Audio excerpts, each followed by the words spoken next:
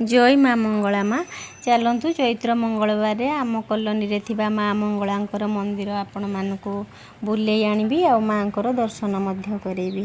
मंदिर रे पूजा अर्चना परे आमे मंदिर सामना रे ही सेई पंथी पूजाटा करि थाउ। जो माने गुआ नडिया बसांती तो बसांती नहले समस्ते मिलिमिशि एमती आमे पूजाटा बड़ धरण रे करि थाउ।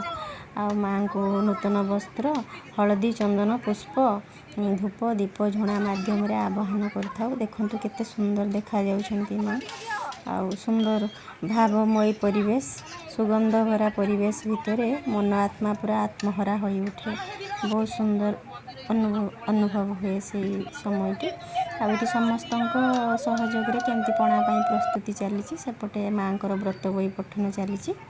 आ मंदिर ननांक माध्यम रे भी आमे पूजाटा करि थाउ। पूजा परे सेठी आमे पुष्पांजलि अर्पण कलु। पुष्पांजलि परे आळती मध्य हैला। आळती पाई सारी आमे माँ को पणा अर्पण कलु। मु एठी सबु पिलांकर मंगल कामना करिबी। माँ समस्त को घंट घोड़े रखि थांतु सारा संसार रो मंगल हेउ। माँ कर कृपा आशीर्वाद समस्ते प्राप्ति करंतु एही कामना करूची। आउ नना आम उपरे केमती चाउल पकेई आमर सुख समृद्धि कामना करूछंती देखंतु।